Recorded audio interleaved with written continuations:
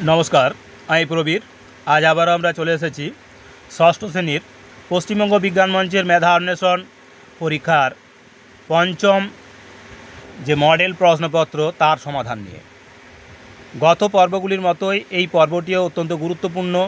আর কয়েকটা দিন পরেই তোমাদের এই পশ্চিমবঙ্গ বিজ্ঞান মঞ্চের মেধা অন্বেষণের পরীক্ষা, তো সেই কারণে ধৈর্য সহকারে সম্পূর্ণ ভিডিওটা দেখো।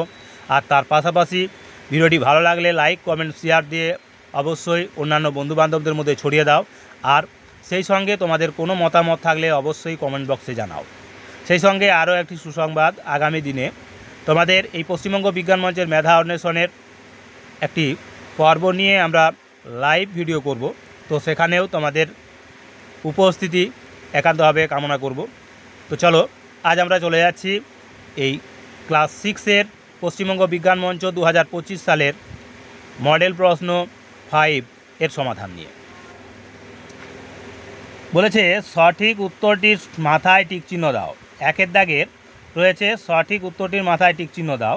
প্রথম প্রশ্ন আছে, এতে MCM রোমান সংখ্যাটির কোন সাল নির্দেশ করবে?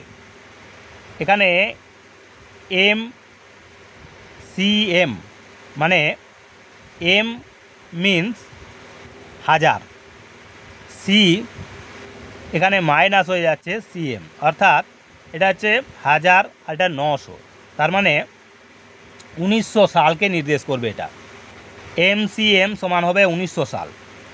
2 বছরের 1/3 অংশ সমান কত মাস? 1 বছর সমান 12 মাস, তাহলে 2 বছর সমান হবে 24 মাস। তাহলে 24 ইন্টু হবে 1/3, অর্থাৎ 3 8 24 মানে 8 মাস, অর্থাৎ এই 2-এর অপশানটা হবে এর সঠিক উত্তর। এবার দেখো সি এর দাগের প্রশ্ন। বলেছে রশ্মির স্থির বিন্দু, একটা রশ্মির স্থির বিন্দু কটি? একটি রশ্মির স্থির বিন্দু হবে 1টি, 2টি, 3টি না অসংখ্য? একটি রশ্মির স্থির বিন্দু সবসময় একটিই হবে। এবার ডি এর দাগের প্রশ্ন। বলেছে 5-এর সাথে কত যোগ করলে 10x হবে? তাহলে 5-এর সঙ্গে কত যোগ করলে আমাদের 10x হবে? তাহলে 10x - 5 করবো আমরা। তাহলে 10x - 5, অর্থাৎ এখানে অপশানটি নেই, তার মানে কোনোটিই নয়। এই 4-এর দাগের অপশানটা হবে সঠিক উত্তর। এবার ই এর দাগে বলেছে কি, এখানে বলা রয়েছে x সমান 3 হলে 4 টু দি পাওয়ার x - 1 এর মান কত হবে? তার মানে 4 টু দি পাওয়ার এই x - 1, x মানে 3, তাহলে 3 থেকে 1 চলে গেলে 2, তাহলে 4 টু দি পাওয়ার 2, তার মানে হবে কত? না, এখানে হবে 16, অর্থাৎ এখানে অপশানটি হবে 3-এর অপশানটি হবে সঠিক উত্তর। অর্থাৎ এই মডেল প্রশ্ন 5-এর 37 পৃষ্ঠার যে প্রশ্নগুলো তার সমাধান আমরা আমাদের তুলে ধরলাম। এবার আমরা চলে যাব 38 পৃষ্ঠার যে মডেল প্রশ্নপত্র এই 5 অর্থাৎ ক্লাস 6-এর যে পশ্চিমবঙ্গ বিজ্ঞান মঞ্চের মেধা অন্বেষণ পরীক্ষার প্রশ্নপত্রটি আমরা হাতে নিয়েছি, এখন তার সমাধান করছি, তার বাকি প্রশ্নগুলির সমাধান করব।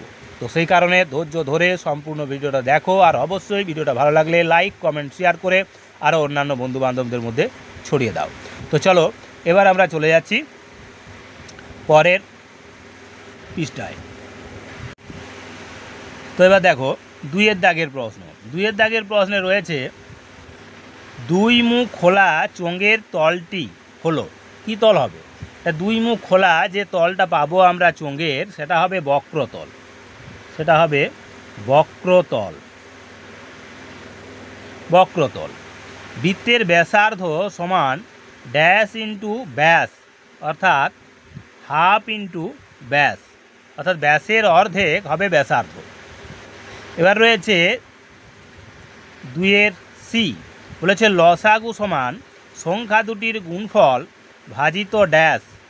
লসাগু সমান সংখ্যা দুটির গুণফল ভাজিত ড্যাশ কী হবে? না, এখানে হবে গসাগু। এটা হবে গসাগু। এবার রয়েছে কি ডি এর দাগের প্রশ্ন।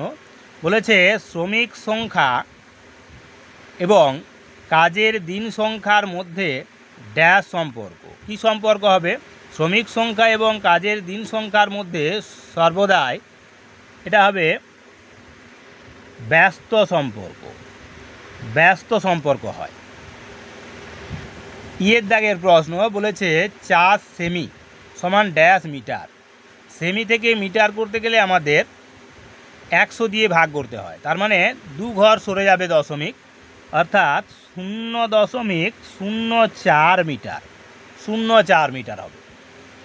তো এই ছিল 2-এর দাগের অতি সংক্ষিপ্ত প্রশ্ন। এবার আমরা প্রশ্নের 3-এ চলে যাব।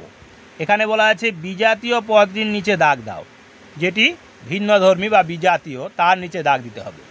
তো দেখো এখানে কি রয়েছে না, এখানে 3-এর দাগের প্রশ্নে রয়েছে এ রম্বস আছে, বর্গক্ষেত্র আছে, ত্রিভুজ আছে, আয়তক্ষেত্র আছে, প্রত্যেকেই বাহু বিশিষ্ট। রম্বস হলো 4টি বাহু বিশিষ্ট, বর্গক্ষেত্র হলো 4টি বাহু বিশিষ্ট, ত্রিভুজ হলো 3টি বাহু বিশিষ্ট, আয়তক্ষেত্র হলো 4টি বাহু বিশিষ্ট। তাহলে এখানে 3টি বাহু বিশিষ্ট এই ত্রিভুজকে চিহ্নিতকরণ করব আমরা বিজাতীয় হিসাবে। এবার বিয়ের দাগের প্রশ্ন বলেছে মিটার স্কেল রয়েছে, কম্পাস রয়েছে, নৌ কম্পাস। তাহলে এই মিটার স্কেল চাঁদা, মিটার স্কেল আছে, চাঁদা আছে, কম্পাস আছে, আর নৌ কম্পাস যা নাবিকেরা ব্যবহার করে, এটা হবে নৌ কম্পাস হবে ক্ষেত্রে বিজাতীয়।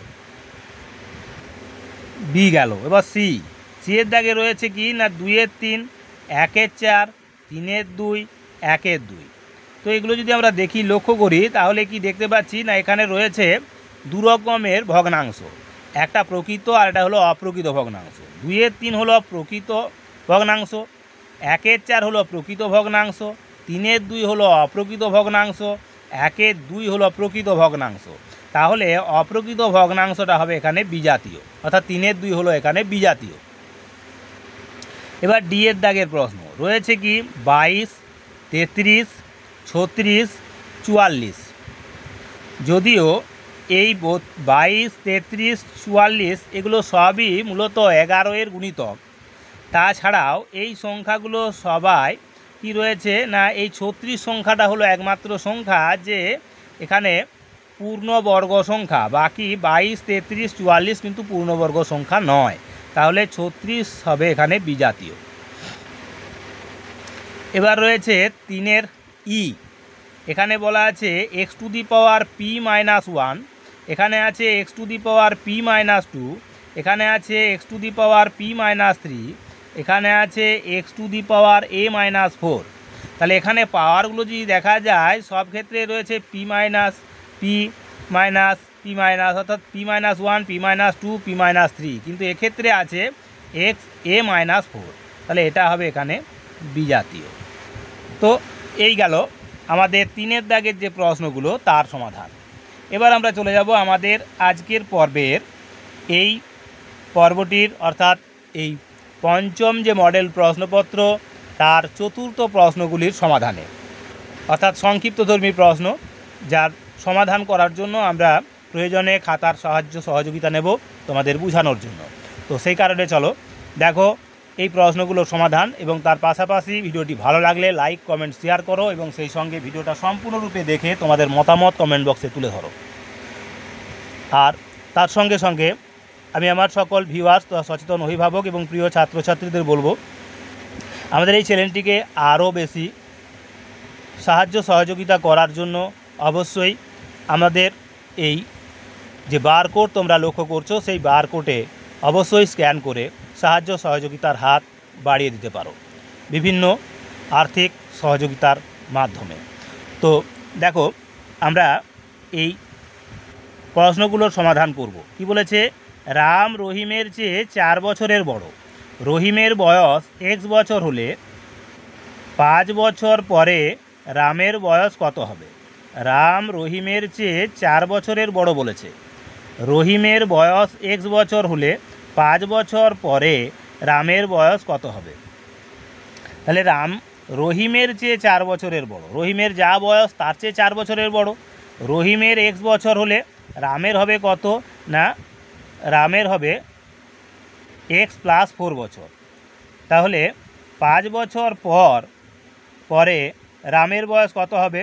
তখন হবে x + 4। 4 বছরের বড় যেহেতু রাম রহিমের চেয়ে, রহিমের বয়স x বছর হলে রামের বয়স x + 4 আরও 5 বছর, অর্থাৎ হয়ে যাবে x + 9 বছর, x + 9 বছর, 5 বছর পর বয়স হবে। এবার 4-এর বি, এখানে রয়েছে 2a plus 2b plus 2c, এর মান নির্ণয় করো, যেখানে a সমান 3, b সমান 3 আর c সমান 2, অর্থাৎ এই a এবং b 3 করে আর c হলো 2, তাহলে 3 2 6, 3 2 6, অর্থাৎ 6 6 12 হবে, আর এটা হবে 4, 12 আর 4 হবে 16, মুখে মুখে উত্তর পেয়ে যাবে, এটা হচ্ছে 16, উত্তর হবে 16।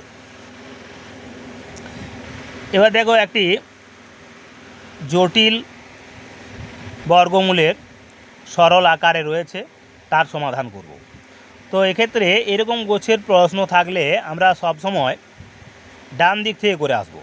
এখানে 25-এর বর্গমূল যদি তুলি তাহলে হবে 5, 9, 4-এর সঙ্গে 5 যোগ হয়ে যাবে তখন 9, তাহলে 9-এর বর্গমূল তুললে হবে 3, 3-এর সঙ্গে 13 যোগ হয়ে হবে 16, 16-র বর্গমূল তুললে হবে 4, তার মানে এটার উত্তর হবে কত না 4, উত্তর হলো 4। তাহলে সি-এর দাগের প্রশ্নটির সমাধানও আমাদের হয়ে গেল। এবার দেখো, এবার আমরা চলে যাব আমাদের 4-এর দাগের ডি যে প্রশ্নটা রয়েছে তার সমাধানে। এখানে কি আছে বলেছে, মধু ও যদুর মধ্যে 210 টাকা 3:4 অনুপাতে ভাগ দেওয়া হলো, কে কত টাকা পাবে? তাহলে মোট টাকাটা হলো 210 টাকা, আর অনুপাতটা হলো যদি মধু পায় 3 টাকা তাহলে যদু পাবে 4 টাকা, এই হারে ভাগ করতে হবে। তাহলে কে কত টাকা পাবে? তাহলে মধু পাবে সমান সমান কি না 3-এর 7 গুণ হবে 210 সমান 3 7 21, অর্থাৎ 90 টাকা, 90 টাকা।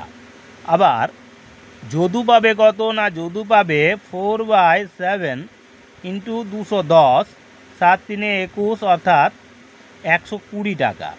তাহলে মধু পাবে 90 টাকা আর যদু পাবে 120 টাকা। তো এই হলো আমাদের ডি-এর দাগের যে প্রশ্ন তার সমাধান। এবার দেখো আরও দুটি প্রশ্ন রয়েছে, এই মুহূর্তে বিদ্যুৎ বিচ্ছিন্ন হয়ে যাওয়ার কারণে একটু আলোর অভাব। তো দেখো এবার ই-এর দাগের প্রশ্ন, এখানে রয়েছে কি না কোজাগরী পূর্ণিমার দিন রাত 8টা 30 মিনিটে 53 সেকেন্ডে চন্দ্রগ্রহণ শুরু হয়েছিল, রাত 11টা 45 মিনিট 27 সেকেন্ডে গ্রহণ ছাড়ে, তাহলে গ্রহণ কতক্ষণ চলেছিল? এক্ষেত্রে অঙ্কটি আমরা এইভাবে সমাধান করব। কি রয়েছে না রয়েছে 8টা 30 মিনিট 53 সেকেন্ডে চন্দ্রগ্রহণ শুরু হয়েছিল, তাহলে ছেড়েছে 11টা 45 মিনিট এবং কত না 27 সেকেন্ডে। শুরু হয়েছিল কখন না শুরু হয়েছিল 8টা 30 মিনিট এবং 53 সেকেন্ডে। তাহলে এবার বিয়োগ দেব আমরা। কিভাবে বিয়োগ দেব না এক্ষেত্রে যেহেতু এটা ছোটো উপরে, তাই এখান থেকে আমরা ধার নেব, 44 হয়ে যাবে এটা, আর এখানে হয়ে যাবে কি না আরও 60 সেকেন্ড যোগ হবে, তাহলে এটা হবে 87 সেকেন্ড থেকে আমরা 53 সেকেন্ড বিয়োগ করব। 3 কয় দাও 7, 4 দাও 7, 5 কয় দাও 8, 3 দাও 8, অর্থাৎ 34 সেকেন্ড হবে। এবার এখানে আছে কত 44 মিনিট, এখানে আছে 30 মিনিট, মানে 14 মিনিট হয়ে যাবে, 14 মিনিট। ঘন্টা কত হবে 8 3 11, অর্থাৎ 3 ঘন্টা, তার মানে 3 ঘন্টা 14 মিনিট আর 34 সেকেন্ড। তাহলে উত্তরটা পাচ্ছি আমরা এক্ষেত্রে 3 ঘন্টা